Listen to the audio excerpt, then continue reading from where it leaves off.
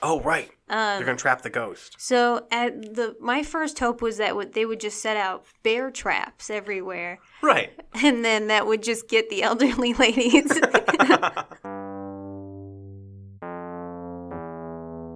It's 2017 and everyone gets a podcast. Mine is the Hardy Boys Drink Book. Each episode I sit down with creative and hilarious people to talk about a book in the Hardy Boys Mystery Series.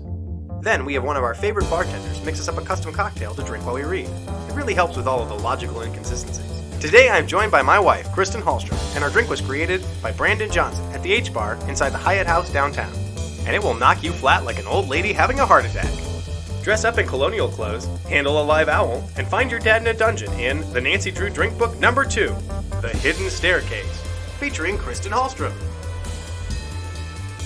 Hi, everybody, and welcome to the podcast. This is a very special episode because it is our second special Nancy Drew episode, and today I am joined by the graphic designer for our website, the person who takes all of our photographs at the bar. What else? My lovely wife, Kristen Hallstrom. Hello. Hi. Thanks for being on the show, Kristen. You're welcome, Charles. Kristen is also the host of Murder, She Joked, which is a web series about... Murder, She Wrote. Murder, She Wrote. Oh, I wouldn't have put that together unless you would have said it. So, talk to us a little bit about Murder, She Joked. So it's Murder, She Joked has literally been years in the making. I first did a blog, and that didn't really get any traction, so now I'm trying to do more of a YouTube channel. And I so far have the intro episode up, but I'm really hoping to put out my first actual episode here pretty soon. That'll be great. Yeah, it's definitely more of a visual medium and it's great to see all of the hilarious facial expressions that Angela Lansbury makes throughout the show.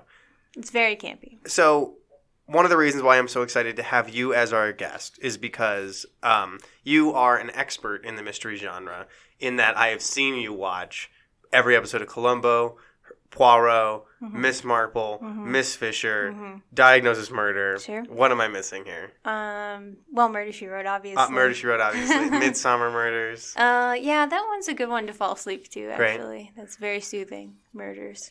Also, we have seen hundreds of episodes of Forensics Files and Unsolved Mysteries with Robert Sting. Update. We're going to be dropping some updates in this episode. Had you ever read a Nancy Drew book before? I had not. And what were your first impressions? Dear God, this is so boring. It was an incredibly dull book. I am getting very greedy with the Hardy Boys books and the amount of explosions and gunfire that take place because, wow, there was not a lot of that. There was not, for sure. I used to read Boxcar Children. Okay, and they solve mysteries. And I'm sure if I went back and read that, they would be equally as entertaining. Right. It's just I'm not the right age for this. So I think they're books for all ages. As long as you have enough brain damage or not enough oxygen to your brain, they're for all ages, I think. Ooh, okay. Yeah, okay, great. Okay, well, let's jump into the story because it is a gripping read, as we've said. Let's see, it starts with Nancy gets a phone call from her friend Helen that her great-grandma's house is haunted. She would like Nancy to come figure out what's going on. If it's actually a ghost, no, it's not. Yeah, no, it's not. It's never a ghost. It's never a ghost. If it ever is a ghost, it's going to totally blow me away. It's like Scooby-Doo. It's never actually a monster. No, and when they actually started having real monsters and demons, it took a lot of the fun out of Scooby-Doo. So yeah. So after she agrees to help with this haunted house, a guy named, what was his name? Gomer. You think his last name is pronounced? Yeah. It's like Andrew Gomer? Nathan Gomer. Well, Nathan Gomer. The thing was, I read his name and I was like, that sounds like a bad guy name. I bet he's a bad guy. But then he's like, I'm here to warn you. Your dad's in great danger. And I was like, oh. No, maybe. I still thought of him as a bad guy. Yeah, because then immediately he's like, your dad's in danger. And she's like, oh, how so? You know, I'm sure he'll be fine. And he's like, well, look, you better watch out, kid, because if your dad's not in danger yet, he's sure going to be. So I imagined him as being Cockney. Oh, that's right. So why don't you read a little bit of his dialogue? Sure. Just so we can hear how you read this. Sure. Yeah, in my head, this is what was happening. My name's Gomer, Nathan Gomer. It's a little Australian. Hey, I'm just saying. It's hard. Yeah, it's not a lot of dialogue to really find the voice. Find the character. That's how I pictured it in my head. It doesn't have to. As just very Cockney. Yeah, just a lot of the stuff he says is like, better watch your back. It's hard to figure out where this takes place because it's close enough to Chicago that it's only a couple hours by train for Carson Drew to get there. Mm-hmm. But it's all about these old colonial mansions from the late 1700s. And I don't know a lot about Illinois' state history. Mm-hmm. I didn't think there were really a lot of colonial mansions. I don't know. I don't know. So anyway, that's another mystery we have to solve. Mm-hmm. So Gomer is described as judged to be the kind of person who stays within boundaries of the law, but who has questionable ethics. Okay. Which doesn't make sense to me because if you have questionable ethics, you're not going to stay within the law. Oh, I don't think so. I think that the kind of person, like, if you look at some politicians are probably good examples of people who are very good about doing the wrong thing without technically breaking any laws. So they're never going to serve any prison time. They're never going to pay any fines. But they still get what they want out of it through crappy ways. Okay, but I don't know. I just think that's a contradiction in ideas. So Gomer comes to warn Nancy that her father has been involved in this case where they're buying properties along the river. To build a railroad, right?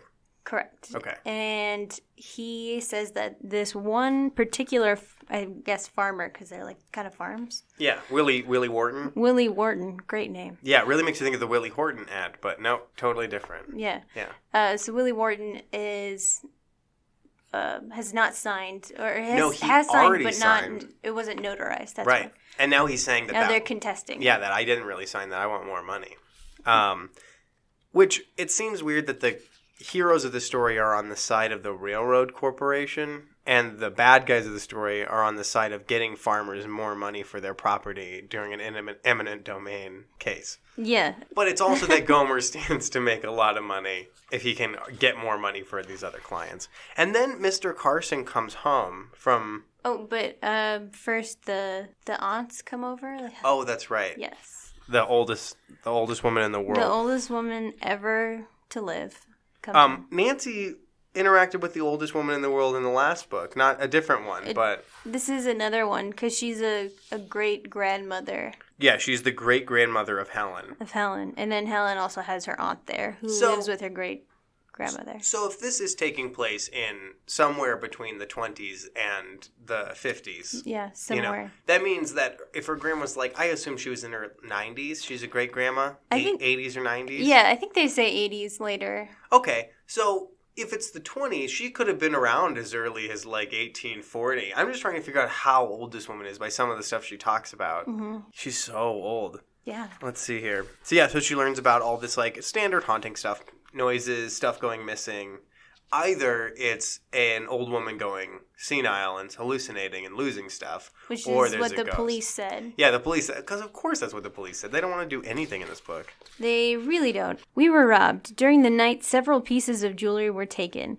I did telephone the police about this, and they came into the house for a description of the pieces. But they still would not admit that a ghost visitor had taken them. Of course they wouldn't admit that. They're like, well, okay, so definitely stuff missing. Now will you admit there's a ghost? No. And I think what we've learned from Unsolved Mysteries is that I actually am surprised that they didn't just say it was a ghost, because that's less work for them. Right. They could have just been like, you're right, Flora. It's a ghost. It's a ghost. You solved it. We're going to go now. Earlier when Gomer was warning Mr. Drew and Nancy about how her dad was in danger, he was implicitly threatening is what he was doing. Yes. So Hannah, their maid, is very upset by this and starts listing all these ways that he should be murdered. Yes. Somebody could come up and hit him on the head or poison his food in a restaurant. I was like, she's got plans. She knows exactly how she would take somebody out. But we both noticed that when Mr. Drew came home, there was just some weird... And do we want to just read this? Yeah, we definitely could.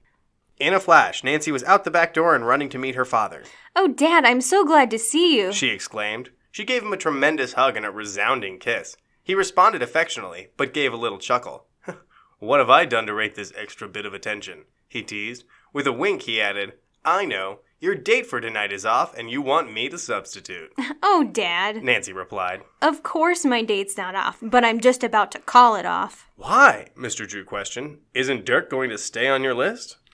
It's not that. Nancy replied. It's because you're in terrible danger, Dad. I've been warned not to leave you. Oh, and then he's like, in danger of what? You're going to make a raid on my wallet? They're being so cheeky and but it's just the It comes off as flirting. It comes off a little flirting that he gets a big kiss from her and then is like, hey, you want to go on a date? And she's like, ha ha ha. What? Oh, Dad. Oh, Dad. You're always trying to sleep with me. No. No. No. We don't want to talk bad about Carson Drew. Okay. I actually think that's why Carson Drew was in Chicago for so long in this book, is that he's got a piece on the side and was like, I guess the mystery's going to take just a little longer, Nancy. Let's see. So, at this point, Willie Wharton is missing, and there's a haunted house. Yes. How much more, do you need any more clues to solve this mystery? Because I know what happens when someone goes missing and there's a haunted house. Yeah, he lives in the haunted house. He's in the haunted house. Okay, moving on. Great, I'm glad we got that settled. Mystery solved. So she goes case closed. Case closed.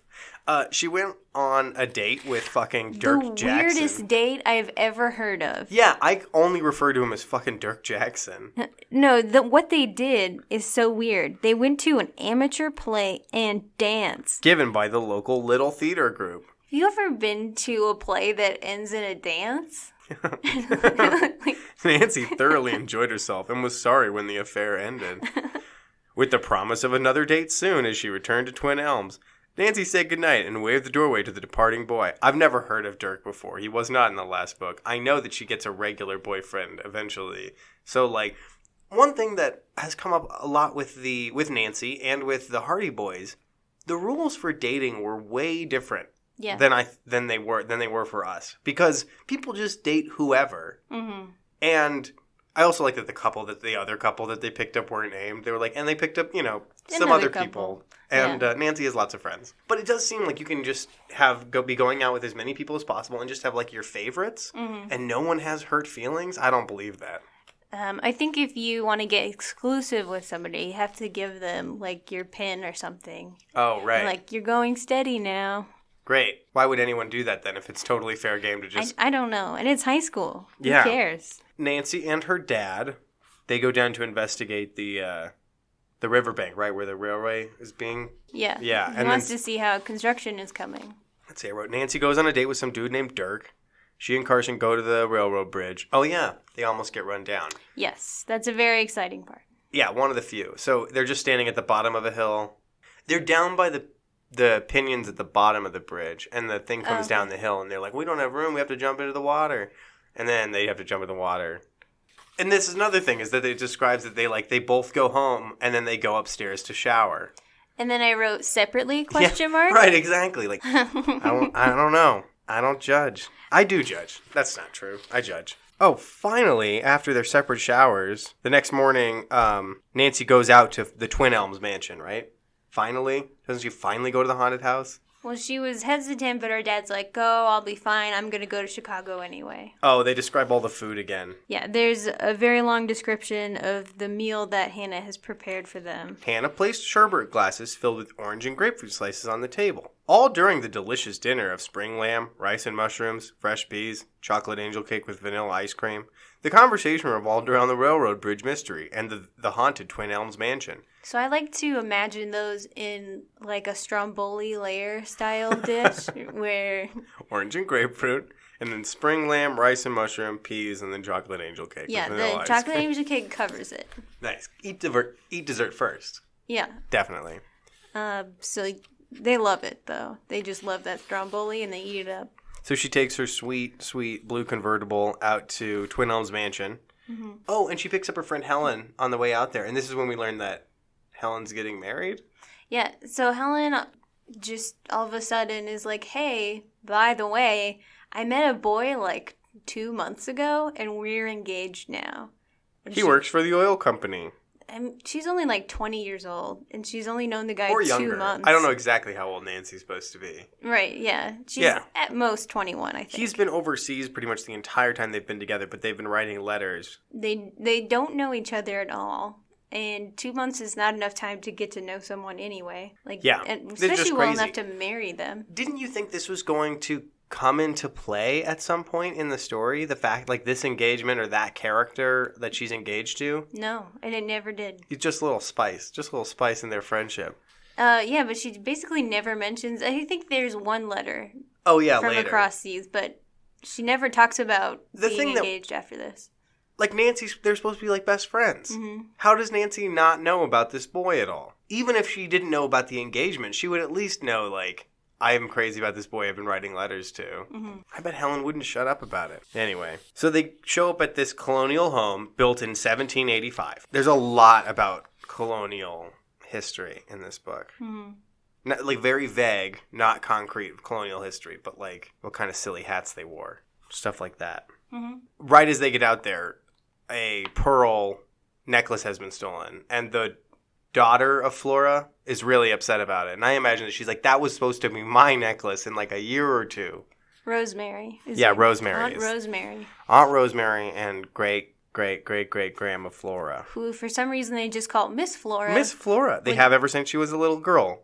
Yeah. That, for some reason. And she just, like, has stuck with it. But I think it sounds really weird to call a super old lady Miss Flora. Yeah, it is.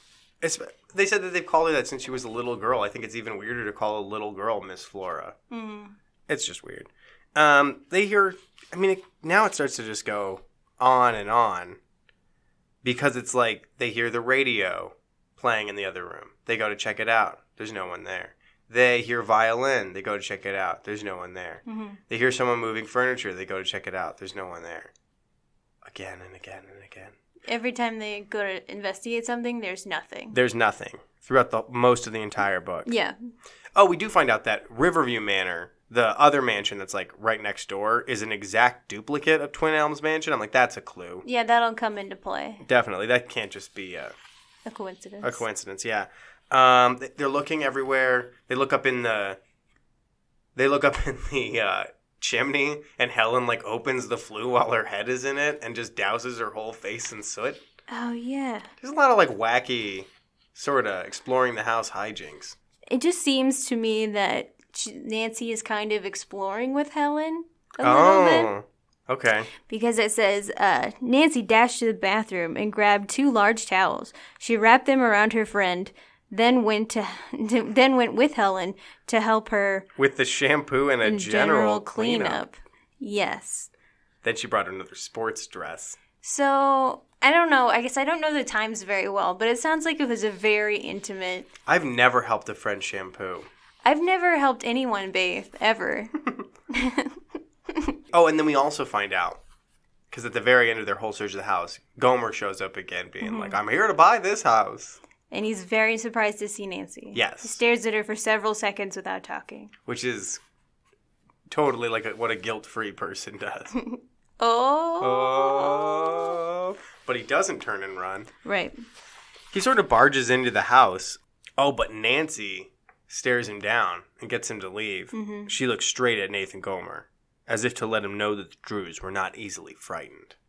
Yeah, but the old lady doesn't want to sell the house. He keeps threatening them. And then, like, when that doesn't work, he gets all sad and he's like, I always wanted to own a colonial mansion. And that almost works. And then she feels a little bit bad for him. She's like, oh. Maybe I could just give it to him. And then, I like Aunt Rosemary immediately. It's like, no, you don't have to sell the house, Mom. Don't. Oh, okay. Oh, yeah. right. No, right. No, you're right. You're right. That happens to her several times throughout the book where she's like, maybe I will sell. And they're like, do you want to? And she's like, no.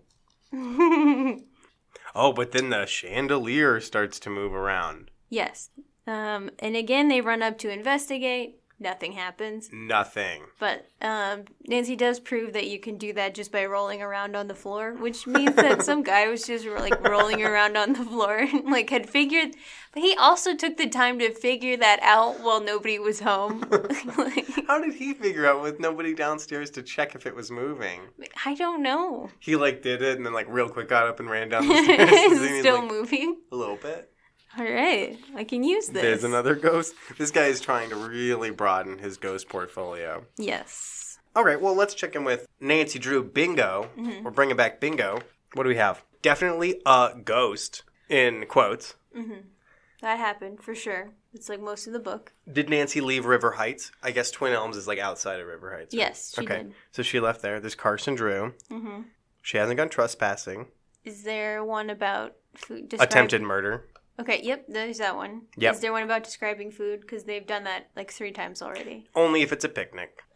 They didn't go on a picnic, not yet. No, they didn't do a picnic. I think there might be one later, but... Pretty good. We got 4 of them. I think we're doing a pretty good job. Oh, right. So Helen gets scared by a gorilla face in the window. Which Nancy quickly explains Was could it- just a mask Could have that been a somebody mask. was holding in front of the window. Right, to scare her. I really like what Nancy says there.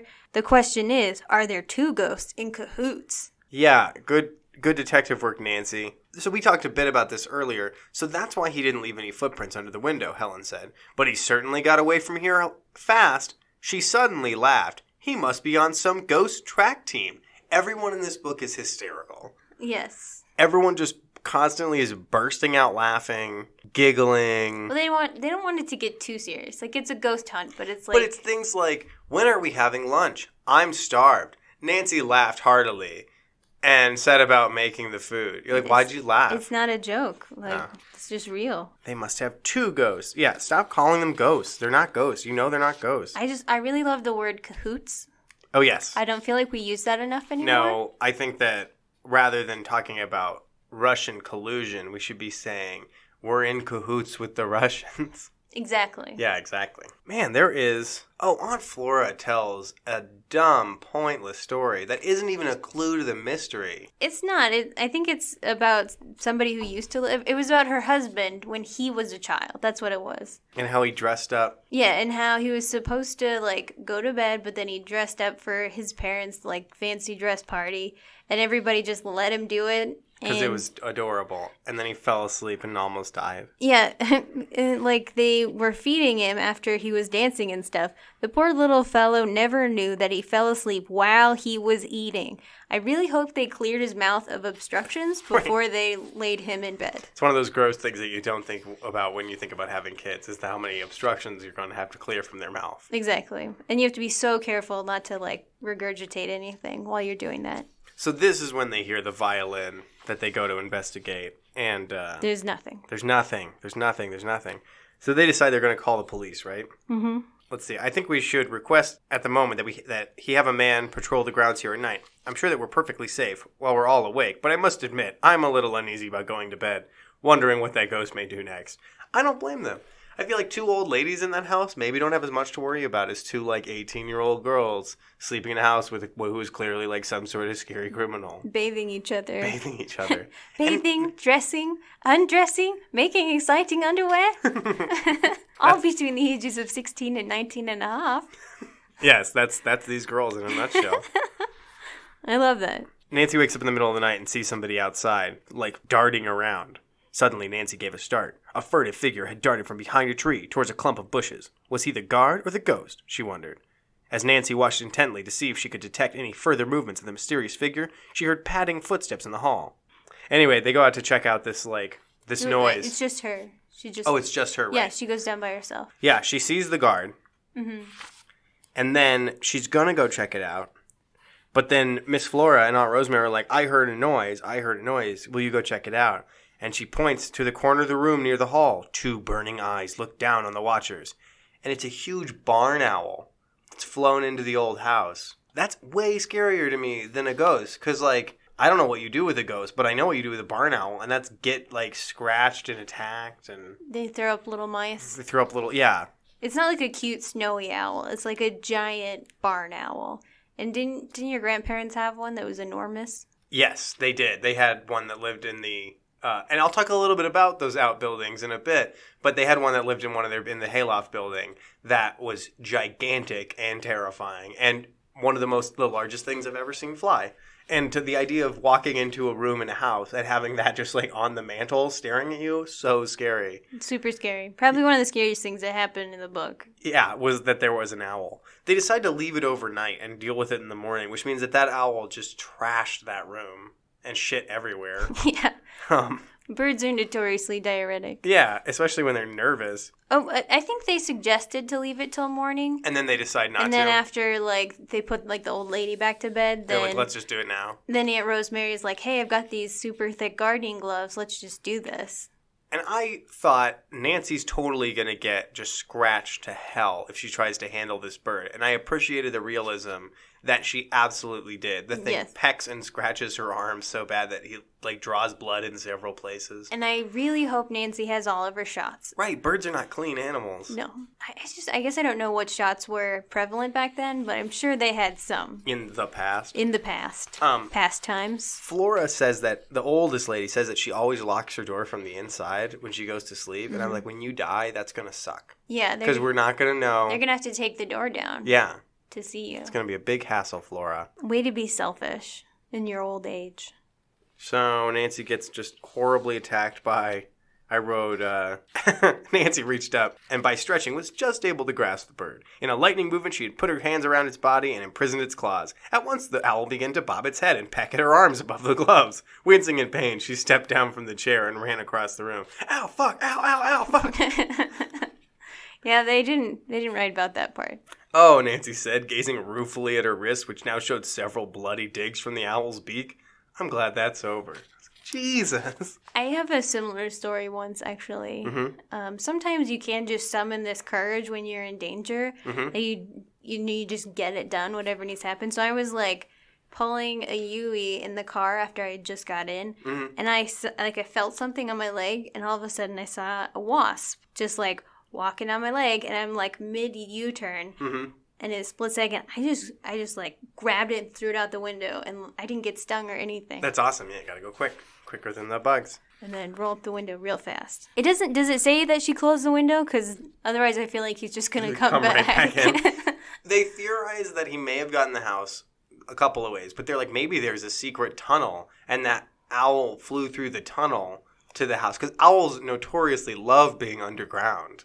Either that, or like the guy who's like stalking the house somehow wrangled the owl and like shit fuck, put it in the room and then really quickly ran away. Yeah, he's they go outside. I know she eventually when she goes outside, she runs into the police guard. So when the officer mentioned that they would put somebody, when he's like, oh, we'll put somebody out there. Yeah. But we're not going to contact you about it. And it's in plain clothes. And he's going to be like really sneaky, which I thought would be an excuse for why, like, you never saw. Like, they didn't actually post anybody. They're like, no, he's just really sneaky. Like, you can never find this guy. That's how good of a guard he is. You won't even know he's there until you will never know he's there. You'll never know he's there because he wasn't there. But she runs into him. His name's Tom Patrick. I felt like they flirted a little bit, too. I don't know why. Maybe it's because Nancy is just, and everyone's just so polite to Nancy that it seems like they're flirting with her. But he did. He's like, I was trying to be a sneaky guard, but you saw me, so I guess I'm not sneaky enough. So he and Nancy talk about how the house is, like, haunted, quote unquote. Mm-hmm. And she asks him a question that I don't know why you would ask a police officer. Would this rumor make the property more difficult to sell? Nancy questioned the detective. It certainly would. Okay, not his field of expertise. He wouldn't know. If ghosts actually drive down property values? No, he probably would never not. know this. But she asked him, like, this is the person to ask. Let's see. So then, and that's a night. And the next morning they get up, they have a big breakfast that I'm sure is thoroughly described. And they decide that they're going to go look around all the outbuildings at this mansion, like the smokehouse and the... Do you think it's this summer?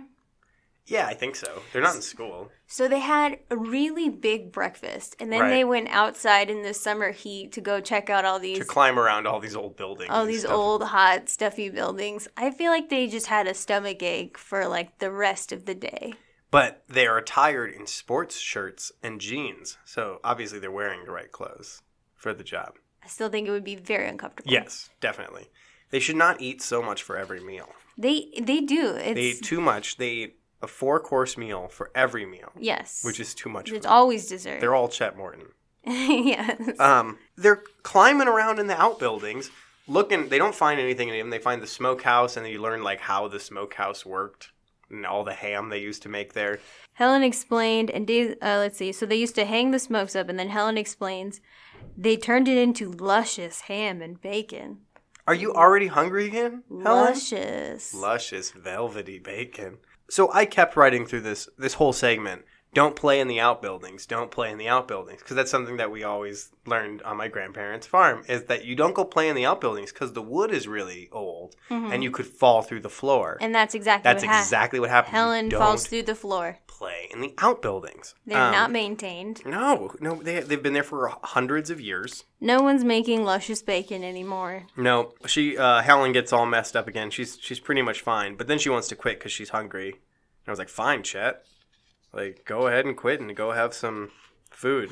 They always talk about what was in these rooms, but they're all empty rooms now. It was an odd choice, certainly. Like, we know if a smokehouse used to smoke meat. Or like they say the storeroom used to have apples, whole wheat flour, barley, buckwheat, and oatmeal. But there's nothing in there now. Terrific. Hannah calls, lets him know that Carson has gone to Chicago to investigate a lead, looking for Willie Warden. But then Hannah says that some people saw Willie Warden in town. Yes, so...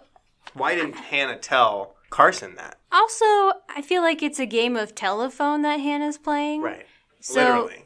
So yeah, exactly. So she makes it very clear Mr. Ritter is a very honest and reliable man. He's still giving you secondhand information, and now you're passing on third-hand information. Right. So... Reliable isn't really the issue. It's about how many different people have translated this information. Exactly. So, Mr. Ritter saw Willie Warden. Nancy gets all interrogative about that. She's like, so that man could be mistaken. Yes, absolutely. Of course he might be. And I'm inclined to think he is. If your father is staying over in Chicago, it must be because of Willie Warden. I think he's just got a lady friend in Chicago. Or a gentleman friend. I'm not sure. But I think he's got somebody in Chicago. Because it seemed like a random thing that he went to Chicago for a while. And that now he's staying. Let's see. Oh, yeah. Okay. Going up in the attic. So this is a dress-up party that the... elderly women have? Yes. I think Helen suggests it because Nancy's been down. And wouldn't it be fun to drag out those old, musty, dusty... costumes from the attic. And parade around in front of these elderly women. And the elderly women are like, we're going to put on costumes too. And like the oldest lady in the world getting into old Victorian clothing must have taken so long. Yeah, I bet.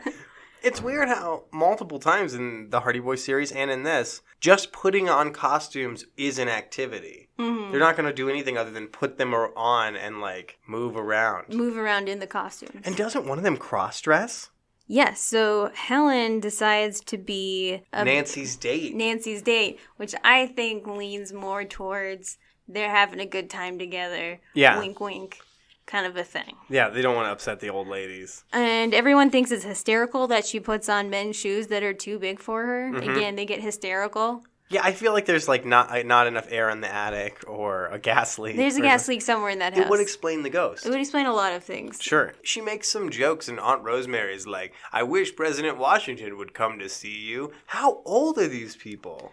I have no idea. Very old. Yeah. They're the ghosts, I think. So they go into this room that used to be the ballroom. Right. And Miss Flora plays a minuet. Yeah. For them to dance to. It's Beethoven's minuet, right? Yes. Okay. And then they're like, oh, let's do another. And then she just plays the minuet again. It might be the only song she knows. I think it's the only one she remembers. That's good, yeah.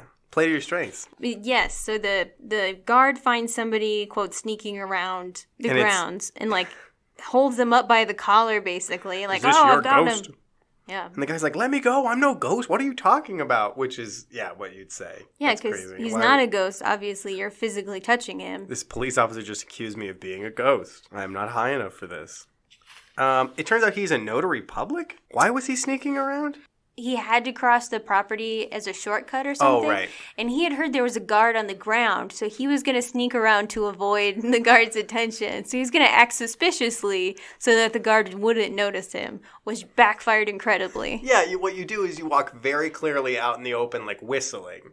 And then when the guard's like, hey, can I help you? You're like, I am walking through to my house. Exactly. it backfired. So then they make him go inside the house. They make calls to be sure that his story is correct. And then they make his wife come pick him up, which I bet was humiliating for him. Right. Also, it's really annoying for his wife to get a call in the middle of the night being like, we have this whole thing where you walk home. Why are you picking you up from the police? Okay, but not even at the police station. At a random house. Like, you have to come to this house. Do you think that when she got there and, looked around at what was happening, she just, inherently didn't believe her husband's story? He's like, no, this is what happened. She's like, mm-hmm. And you're just at this house with these young girls. And these old ladies. Mm-hmm. Mm-hmm. Okay. Okay, yeah, no, get in. Let's see. Yeah, Miss Flora asks the girls to live at her house forever. She says, I wish you lived here all the time. You've brought the feeling of gaiety back into our lives. And the girls respond with silence. Because, there's a lot of gaiety between them. Which there's nothing wrong with that. You know what? She's about to get married soon. That's true. Have some fun, Helen. Have a little bit of fun. Get it out of your system. Yeah, exactly. Then they have 2 solid pages of them practicing climbing the stairs. Like how they would climb the stairs so it made no noise. If you step on 8th in any place, it will creak, so you skip it. 9, 10, and 11 are okay, but there to 15 at the top, we're in trouble. Let's see, on 12 you go left, then right again. It just goes on and on. And then you skip that stair, and they're basically doing like a silent hopscotch. Yeah, and then later they just tear up the stairs. They keep saying, didn't attempt to be quiet. They just ran up the stairs. Because time is of the essence, and trying to remember the right, left, skip, right, left, can't do that in that amount of time. Nancy can tell on sight what food has been taken, and I was like, no, you can't. But then it was a dozen teaspoons and several cans of food and some eggs and a quart of milk. Okay, that I would notice. That was probably all the milk they had. Right, exactly. So I'm like, oh, okay, that makes sense. All of the milk is gone now. I noticed that, yeah. And somehow she memorized all the pieces of silverware, Helen did. Yes. And it's like, how would you remember? But yeah, if a dozen teaspoons are missing, that's probably all of the teaspoons are gone now. Yeah, okay. So yeah, you'd notice that. Exactly. Oh, they find out that the house is bugged. That the ghost can hear their plans. They get this sinking suspicion. They think the house is bugged. And I think it turns out that it's not actually bugged. There's some other reason why he can hear everything. Right. But that's their conclusion is that... somebody is listening, just not with microphones. Then the sofa moves and the cops run in. The guard runs in and Helen's like, I thought it moved. They can't find anything. They never find anything. We are halfway through this book and we haven't found anything. Actually, since we're halfway through this book, let's check in with our bingo again. Mm-hmm. Let's see here. There was an animal because of the owl. Yes. Big scary animal. Did Hannah leave the house? I think she called to tell about how she left the house, but we didn't see her outside of the house. So you can count that if you want, I guess. I don't want to. Okay. A disguise? Yes. There's a gorilla mask. And they put on costumes. They get dressed in costume. So Nancy gets a hold of Hannah and lets her know that, we thought that Carson was staying late in Chicago, but now it turns out that telegram was totally fake, and nobody knows where he is. Nancy was supposed to meet him at the train, but never showed up, so... And then they also decide to set a trap. Oh, right. They're going to trap the ghost. So my first hope was that they would just set out bear traps everywhere. Right. And then that would just get the elderly ladies. They're forgetful. Yeah.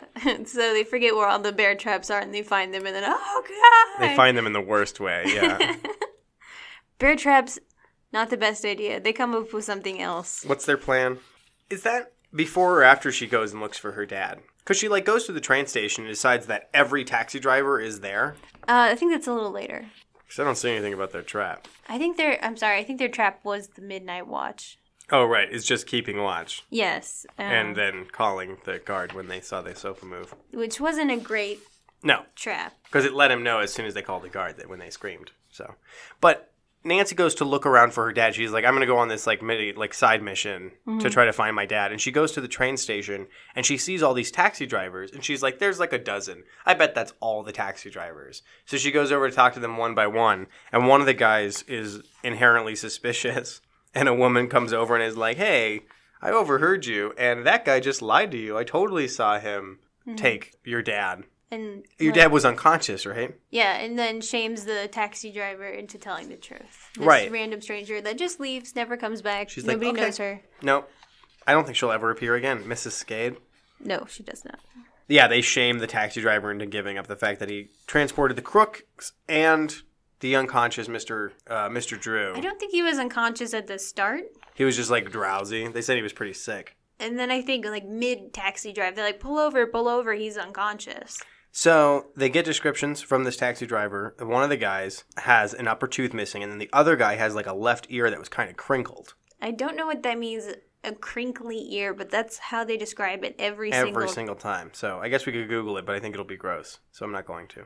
The only thing I know of is, like, a cauliflower ear where, like, your ears, or like, if he's swells. Or if, like, he's a boxer and it's been, like, crushed down and, like, didn't heal right. Sometimes that can be, like, a crinkly ear. I'm going to say that because I'm sure he's been in lots of brawls. Yeah, he's a bastard. Nancy goes to the police to tell them the taxi man's story. Captain Rosalind looks extremely concerned.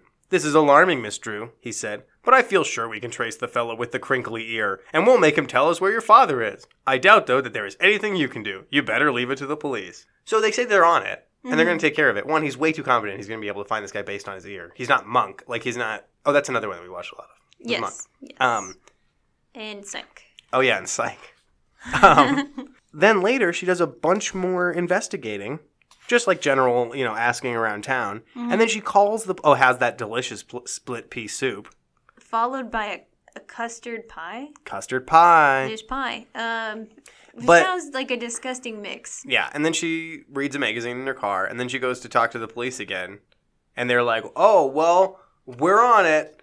And it's very clear that they completely forgot that they were supposed to put some people on the Mr. Drew case. Mm-hmm. Every time they talk to the cops, they're like, "Oh, that's some great info. We'll get the police right on it." So, I don't think she's going to get any help. I don't think she does. She goes, looks around a cave, right? She finds a cave that comes out of nowhere. Yeah, so she has a theory that instead of the outbuildings, maybe there's like a natural tunnel that would lead up to the house. Okay. So that's been in, maybe she reads the Hardy Boys. Yeah. That's happened before. Sure. So she takes this road that goes in front of the property. And sure enough, she finds a cave, and she decides to park her car and explore it all by herself. Mm-hmm. Smart move. Maybe her dad's in there. Maybe the crooks are in there. And she's talking to herself a lot like Spider-Man. Yeah. She explores the cave. She finds... nothing. Newspapers. Oh, she did find that newspaper. She finds a clue. She goes out to her car, and Crinkle Ear is like standing by her car, but runs away. Because he doesn't think he can take this like, teenage girl. 18-year-old girl. You don't know if she's armed. She's not. They're never armed. They find out about one of the guys who's like hired these, like the big boss, basically, who everyone's seen around town. The guy who, let's see, the man who came along the road while your father was lying unconscious in the grass. The one who offered to take him to the hospital. The officer described the man as being in his early 50s, short, rather heavy set. He had shifty pale blue eyes. Shifty pale blue. Right. Nancy thinks that she knows several men that fit that description.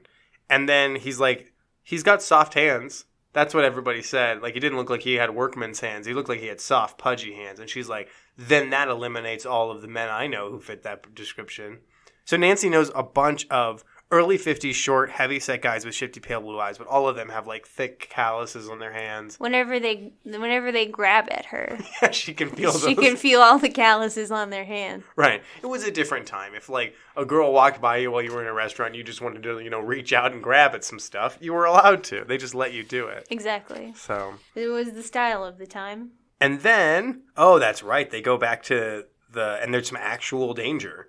Where they go back to the mansion and the ceiling caves in on them. Yes, and... Nancy gets knocked out. She's unconscious for a few moments, as they say. Not like an hour and a half like happens in the Hardy Boys, where you're like, I think he's dead. But no, she's just out for a couple minutes.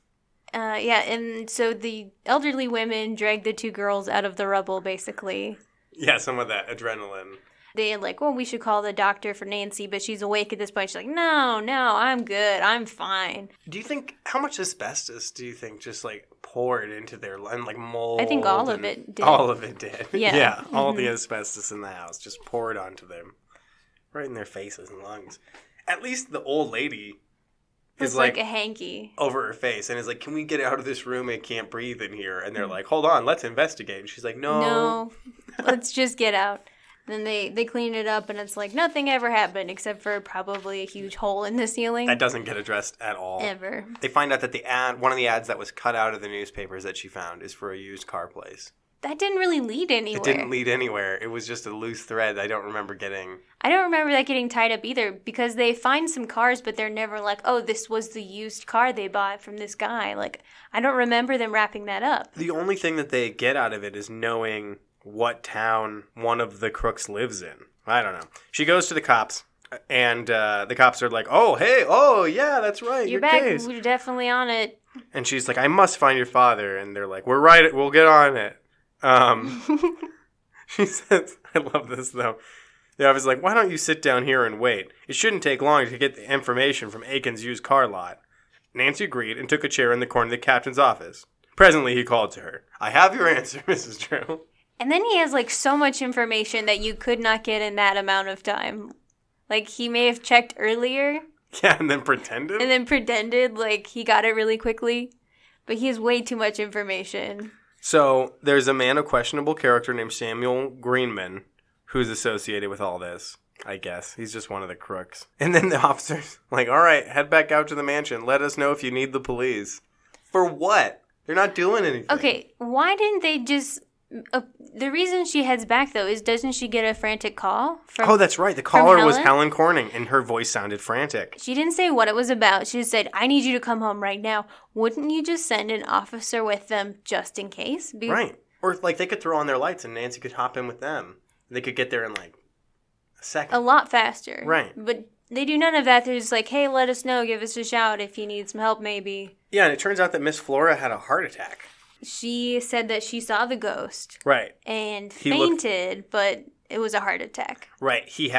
The ghost, though, had, like, long hair, and he was unkempt. And they're like, he must be, insane if he has a beard. It's one of the things in this that, like, if anyone has hair past their ears, they're considered, like, a criminal or an insane person, or they convince the doctor to leave and not take her to the hospital. Well, she is refusing to leave the house. I bet they could have gotten her to the hospital. She's like a frail old woman. But she might have had another heart attack. Yeah, you don't want to excite her. That's what the doctor says. Just don't excite her. Don't talk about the ghost, which is all she wants to talk about. Nancy, I'm sure I saw the ghost. Now you look for a man who hasn't shaved in goodness knows how long and has an ugly face and kind of longish hair. On it. And she wants to ask more questions, but that'll get her excited and she might, have another heart attack. The food that they give her to revive her is so Sounds gross. Disgusting. Yeah. A cup of steaming chicken bouillon, a thin slice of well-toasted bread, and a saucer of plain gelatin. Ugh. I've never had plain gelatin. I can imagine. I imagine, too, that it's not like Jell-O, where it's that really clear gel, but it's like the gelatin that you would get in a cafeteria. Right. Where it's, like, opaque and somehow gritty. Yeah, and there's, like, real chunks of plain in it. Yeah. Right. What is in this? Big old chunks of plain. Plain gelatin's just the thing. They continue to look around. They look around inside this cabinet, and they find a hidden switch, and it finally opens a secret passageway. They leave this tunnel. They find a note in the tunnel. This was written way back in 1785, not long after the house was built, and they pick it up to read it, and it doesn't crumble in their hands. My honorable friend Benjamin, the disloyalty of 2 of my servants has just come to my attention. I am afraid they plan to harm the cause of the colonies. I will have them properly punished. My good fortune in learning about this disloyalty came when I was at my listening post. Every word spoken in the servants' sitting room can be overheard by me. I will watch for further. And then it gets cut off. They keep using the word servant. And I'm pretty sure it's a different S word that they're talking about. Yes, and I will punish them properly means they will probably be whipped thoroughly. Right. And then drugged to the town square for an execution. Yeah, or just a sale. I mean, it's so... They talk about how... And at one point they talk about how the servants conspiring against the motives of the colonies... Let's just say slaves. Yeah, the slaves were, spying, and, they could be spies, and maybe... I'm like, yeah, you mean in the Civil War? Where slaves spied for the North against the Confederacy? Because those were the good guys in the story. But they're in the North. Because they're... I don't know where they are. They're outside of Chicago. Are they? I'm very confused by this. There's colonial mansions. Yeah, I don't really understand the geography of River Heights, and they never make it clear. So, yeah, God, they just keep saying how the owner of the house would spy on and catch his servants and would punish them accordingly. But that's how they figure out how they've been listened on is through this passage, because Nancy goes into the kitchen and Helen can hear everything she says from the other side of the passage. Right. And I don't know if there's other secret places like this in there, but it does seem like they've had conversations in other parts of the house that were just as overheard, so. They don't say that there are other ones, but there might be. She goes grocery shopping, and it's so sad. Everything makes her think about the ghost and her dad. Missing dad. The meat counter, she reflected, Dad loves thick, juicy steaks. Well, who doesn't? Can't stop thinking about her thick, juicy dad. So weird. Oh, and then she sees Nathan Gomer in town, and she decides to follow him. Oh, he's leaving. No, he's leaving when she gets back to the Twin Elms. Yeah, he's leaving the front door. He's speeding away, and he looks really smug. And she decides, I'm going to follow that guy. Yeah, good call, good call. Doesn't catch him. She follows him for a long time, though. Yep, and then she just loses him. Yep, she stops at a stoplight and loses him. She wasn't willing to run a stoplight. Then she goes to the cops in this town, in another town, and has them call all the other cops. And they're like, we'll get on it.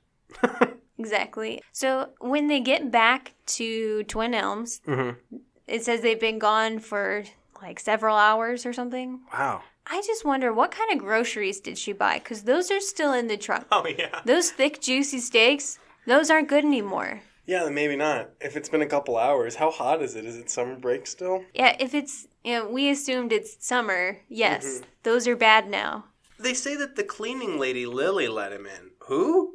Lily is never spoken of again. Or before. Yes. All of a sudden she appears and it says, of course she didn't know who he was and thought he was all right. Why? Who is this person? Where did she come from? Was she there to clean up the collapsed ceiling? It was like, I'm sure it's fine if you come in, stranger. But Gomer convinced Flora to... Well, he threatened her. He told her that he would come after her daughter and her granddaughters and... Like, he threatened her, and so she agreed to sign. So she signs it out of fear, but I'm pretty sure that wouldn't hold up in court. Because no, it's she called was under duress. Under duress, yes, right. Exactly. And so she's like, I didn't want to sell. And Nancy explains to her very clearly, Miss Flora, maybe the deal will never go through. In the first place, perhaps we can prove that you signed under coercion. If that doesn't work, you know how long it takes to have a title search made on property. By then, maybe Gomer will change his mind. But yeah, no, the only thing that they have to say is, my dad's a lawyer. And you sign that under coercion and it doesn't hold up in court. If somebody else says, sign this or I'm going to hurt your family, that doesn't count. That's under duress. So I think that I was thinking that Nancy was going to break into the identical mansion to like explore that one. And Helen's like, are you going to break in? And she's like, absolutely not. I'm going to contact the realtor, schedule a tour, and I'm going to get the key. I'm going to do it all on the up and up, which is so lame. She could have just broke in. The Hardy Boys break in all kinds of places. But she's not going to break the law. She's a law-abiding citizen. She's better than that. But it's okay to break the law to catch a crook. Wait. Is it? I don't know. TV makes it seem like that's the case. Well, it doesn't seem like the cops are doing anything. No, they're not doing anything. We'll get right on it. They haven't done anything yet. We'll do another check-in here with Bingo. Okay. We found a secret passageway. Yes. We had pie. Trespassing, I guess. Not from Nancy. But whoever's in the house. Trespassing. It's definitely trespassing. Right. No gunfights. No, sadly, I don't think that one will ever get checked. Nancy finds a trapdoor in the roof and needs a button hook. And so they go and get a long silver-handled button hook inscribed with Miss Turnbull's initials. Mother used this to fasten her high-button shoes. She has a smaller matching one for glove buttons. That's wonderful, and now I'm going to absolutely ruin it by shoving it. In the olden days, no ladies' gloves were the pull-on type. They all had buttons. Yeah, but it's like, okay. So I'm going to mash it in between two pieces of metal now real hard and then use it to pry something open. Deal. What's a button hook? I have no idea. That was weird. Yeah, a long silver button hook? You can't, button them yourself? How would you use a tool to button a button? I have no idea. Your fingers are the best tools for that. Whatever. They climb up a trapdoor onto the roof, and Nancy looks around, the whole grounds, and decides to climb over to this little, like a lookout, one of those round things on the top of the house, but there's nothing there. She finds nothing. This exciting thing where they finally found a secret passageway. She climbs up on the roof. It's totally going to solve the mystery. Nothing. And they make it seem like he's right up on the roof or something, because they're like, oh, we heard him laugh, and we hear Yeah. Maybe the owl was just back and then he flew away or something, but by the time she gets up there, nothing is happening. Is the aunt still bedridden at this point? Yes, Flora is still in bed. Not aunt. Yeah, the great-grandmother is still bedridden. Right. And then I believe the doctor comes to check up on her. And one of the parts I thought was kind of weird is that he asks all of them to leave the room so he can finish examining her. Oh, right. He's going to check out her downstairs Yeah. stuff. I have to check your noonie. Just for safety. What? Okay. He's a doctor. She could be coerced into anything. I know, we've shown that. She can be convinced very easily. Oh, I hope that doctor wasn't taking liberties with that old woman. She goes to talk to the realtor to look at the other mansion, to explore inside that one. And the realtor's like, oh, no, I can't do that. Nathan Gomer just bought that place. Not suspicious at all. Right. And she's like, can't I just go inside and look? No. And he's like, no, he wouldn't like that. Can't do it. No. Then Nancy gets called to the police station because the cops actually did something. They did. They got some They beats. arrested Samuel Greenman, which I imagine he was like at a gas station and the cop pulled up to the pump next to him and was like, and then like radioed and was like, hey, what did that guy look like again? And yeah, and just caught him because of sheer luck. They bring him and the cab driver into the police station. Don't question them themselves. They wait for Nancy to get there and have Nancy question these people. They're so lazy. They say, Nancy, you're very persuasive. You may not know it, but you're a very persuasive young lady. Ugh. I believe that you might be able to get information out of both Harry and Greenman. Where we have failed. Did you try? Because she walks in and she's like, hey, Harry, who's the cab driver. She's like, imagine if you got kidnapped, how sad your kids would be. And he's like, pretty sad. She's like, that's how sad I am. And he's like, okay, I'll tell you everything. Good point. And then when she goes to talk to Greenman, she's like, we all make mistakes at times. We are often misled by people who urge us to do things we shouldn't. And he's like, yeah, that's what happened. I was misled. I'm not a crook. And he tells everything. And he keeps trying to be super helpful. He's like, anything I can do to help? Sure, I'll help you carry that. In an effort to maybe the police will forget that he's one of the prime criminals of this racket. He's definitely going to be like the snitch that turns on everybody right. and gets killed later. If he's in like an Italian-style mafia, that's what's going to happen to him. But he refuses to say the name of the guy who's his boss. He's like, I'll tell you everything, but I guess I am a coward. I'm too scared to tell the name of the guy who talked me into this whole thing. Well, now is the time. It's Gomer, right? It's Gomer. I don't know if it's Gomer. I don't think so. Yeah, it probably is Gomer. I can't remember which one of the two is in charge. Anyway. So they go. So she's got all this convincing. She has all these confessions. Mm-hmm. She goes to get the lawyer and to get a notary public, which I think was the only reason we had that scene with the notary public who was on his way home. So she could meet a notary public at some point in the story. Yeah. They don't give that to just anybody, he said. Oh, yeah. Only honorable, truthful people get to be notary publics. There must be some sort of test. But then back at the mansion, the realtor just shows up at Twin Elms with the key to the other identical mansion. And Nancy says, what's this for? Mr. Dodd smiled. It's the front door key to the Riverview Manor. I decided you can look around the mansion tomorrow morning all you please. Never explains why he changed his mind. Earlier he said it wasn't possible. Now he just shows up with the key and tells them. And I kind of, like, that kind of rings like a trap to me. Right. Because he also says, look around tomorrow morning. Specific time. He's telling her where to go and when to be there. Right. And they still haven't found her dad. So I feel like she's also going to get kidnapped. Instead, nothing happens. When they're exploring this old abandoned Riverview Manor, Helen is like, what do we do if we meet the ghost? Which I think is a good game plan to have. Like, if we meet this guy, what do we do? And Helen's like, we'll just tell him that we found him out. No, don't tell him that. That'll put him into a rage. A murderous rage. All right, you're caught. Us two teenage girls have you cornered. Also, we know everything you're guilty of. And nobody else does, just us. Yeah, exactly. So come with us to the police so they can know too, because they don't yet. Only us. Yeah, it's a terrible plan. It really is. They do find out that somebody has been living there because eggshells, empty milk bottles, chicken bones, and pieces of wax paper clutter the sink. That's not sink garbage. That's garbage. Well, he's not. I mean, he also isn't shaving or bathing. Right, he's a bad guy. He's a gross, unkempt man. Nancy is like, oh, let's go check the cellar. And Helen is like, no, I'm not going down in the cellar in this abandoned house. Smart kid. Yeah, smart kid. She says, I want to live to get married and not be hit over the head in the dark by that ghost, so Jim won't have a bride. That's exactly what would have happened, too. Yes.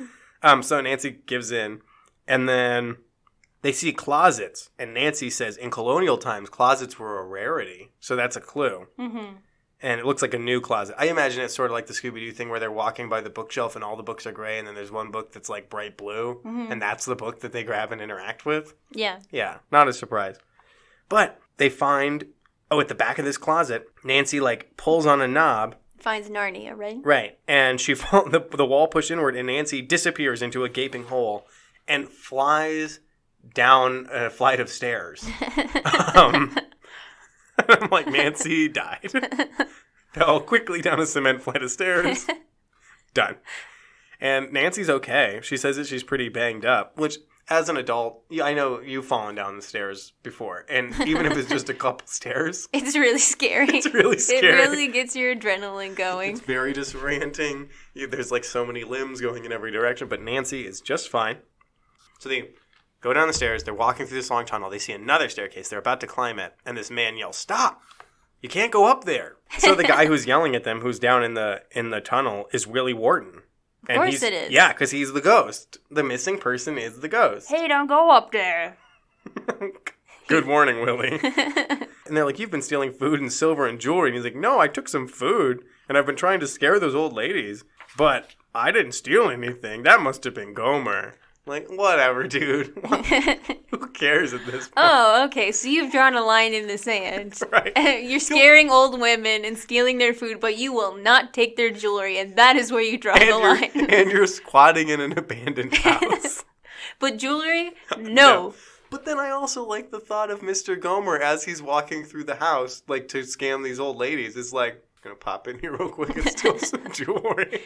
We've seen several times. He doesn't have boundaries. He'll just wander through the house to find people. No. I believe it. Yeah, he's got a ton of confidence. They ask him like one question, and he confesses everything, which they're surprised by, but it's totally normal in these books. You're like, "Hey, it's you," and they're like, "I'll tell you everything." A lot of these mysteries, because I'm a mystery expert, like in Murder, She Wrote, and she will give the most abstract clue that would be so hard to prove in court. Right. And they crumble and tell her everything. They do the evil voice. Oh, and then he says that he didn't know it was that he kidnapped their father. Because he's like, "We did kidnap your father, but I didn't know it was a kidnapping. He just said, this guy's passed out, and we need to take him to this basement." This guy's passed, he just needs to be alone in a dungeon for a little bit, and then he's gonna come around.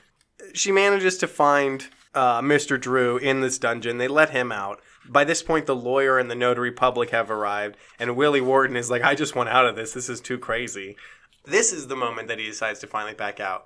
He explains the story that he had already signed the documents to sell his property, and then this lawyer was like, "I can get you a lot more money. All you have to do is live in this abandoned house and pretend to be a ghost and scare some old ladies." And he was like, "Okay." Okay, sure. And it was fine. And he was like learning all these new ways to be a ghost and having a lot of fun with it. Also, okay, where he was living was abandoned for quite a while. There's no way there was plumbing that was working in there. So I think he would sneak over to the other house to take like ghost shits and stuff. Were you in the bathroom? It smells terrible. No. Oh my God. Yeah. And then it's all over. I mean, Nancy's dad sort of like...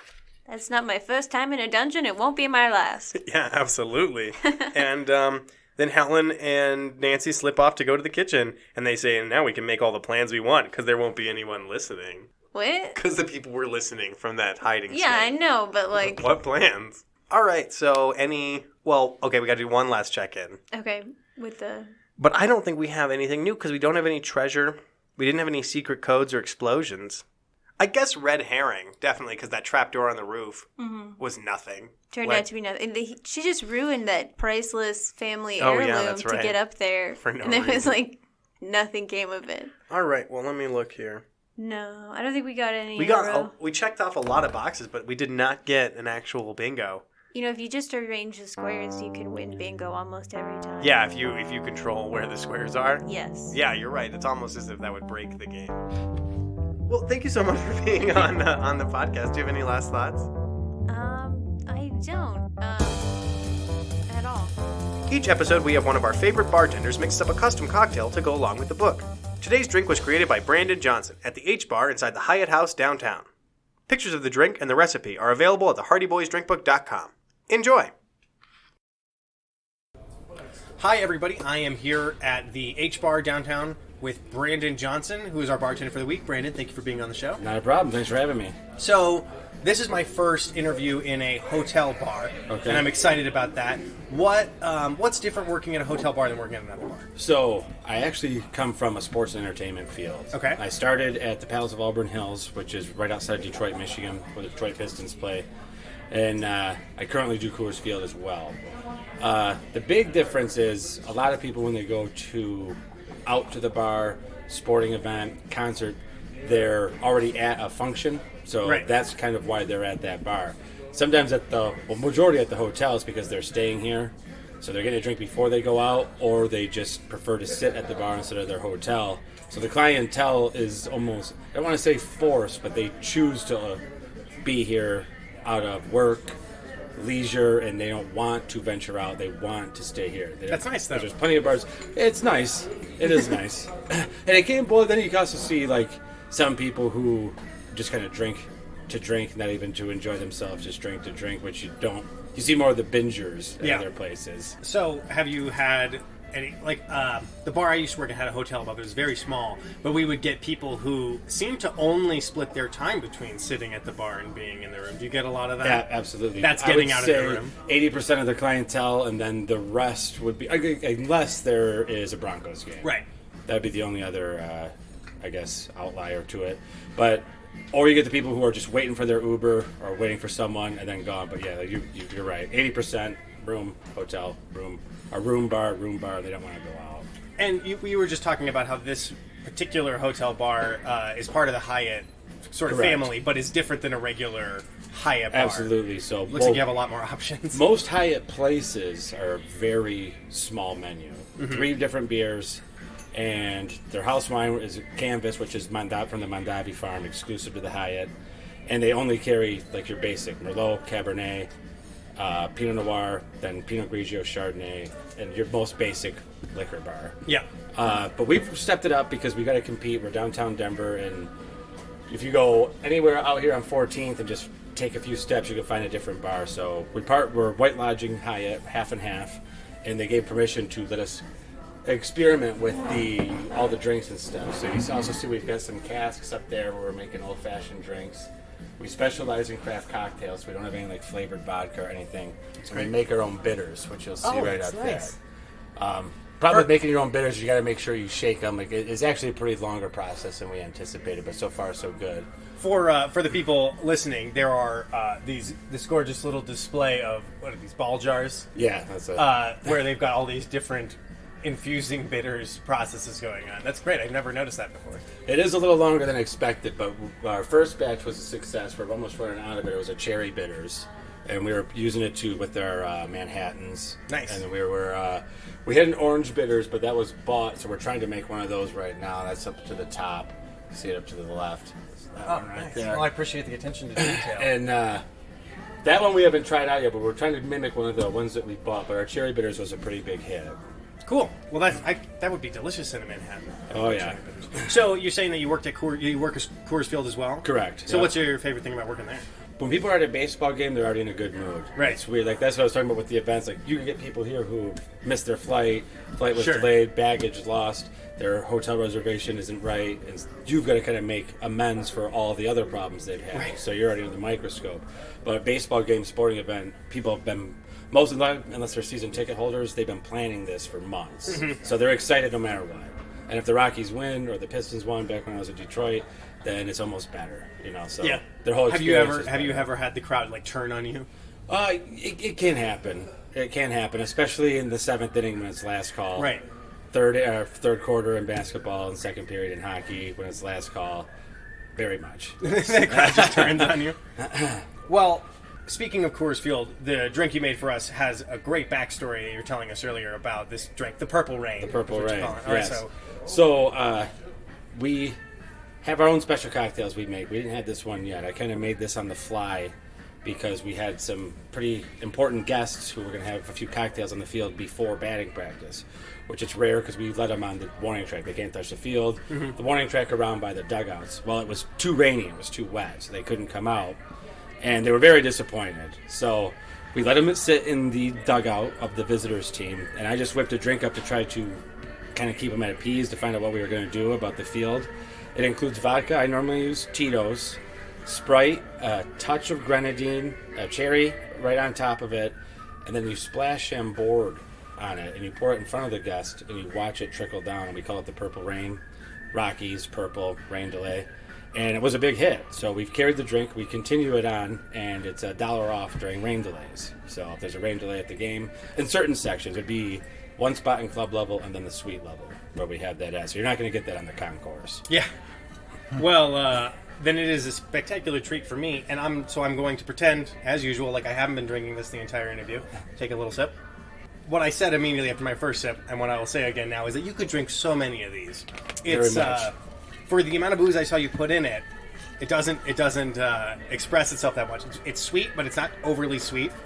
It's got a really clean flavor. Usually, I think Sprite really throws off the flavor of. That's it normally. Well, we used to do it with the Sprite and soda, but we have to use the soda bottles at Coors Field. It just wasn't really cost effective because then we'd lose some. So it's been because you can also make a press with it too.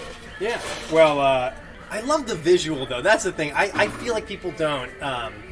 We've only had one other cocktail that was really like a visual thing where they had like sparkling things on it, and watching that purple just fall through it. Exactly. It's gorgeous. And it's that's kind of the experience that people are looking for when you do certain stuff like that, because you could just tell them, I could make it back here, not take the time to put the Chambord in it, and it's just another drink.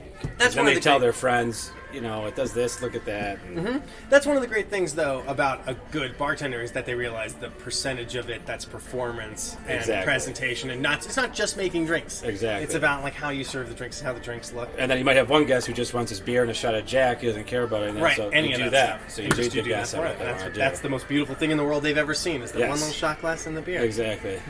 So how did you get into bartending originally in Detroit? I was an intern. That's what you said, right? Detroit? Yeah, Detroit. I was an intern in the sales department, and they needed help, so I started bar backing. So in the days, I'd intern in the sales department with the Pistons, and then at night, I would bar back at a place called the Terrace Club. They've changed that name 100 times, so if you're listening from there, I think it's old number 7 now, but it was a Terrace Club in 2003. I'm dating myself.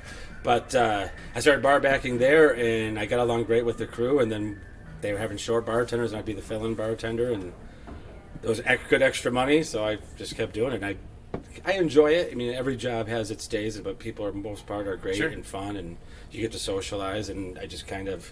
It's been the 2-week job that's lasted about 8 years, you could say. Yeah. One last question, just as a sympathetic soul. Do you ever have people who won't leave your bar? Or Yes. Just sit there for 8 hours? Forever. Well, I also will have people who will be here for my entire shift, which amazes me. Because you're like, I wouldn't be here this long if you weren't paying me. Exactly. Right. So then they're there from 6 to last call. Yeah, very much. See, that's what I say is the difference between the people who are going to an event and the people who are here. Yeah. It's almost like they force themselves to stay here because they could have gone to lots of other places. Right, or even maybe saved money upstairs too, but it helps the business and it helps me, so I can't complain too much.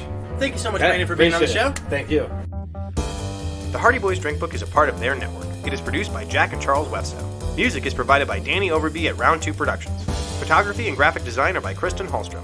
Special thanks to Kristen Hallstrom, my wife, and to Brandon Johnson at the H Bar in the Hyatt House downtown. If you like the show, please leave a review on iTunes.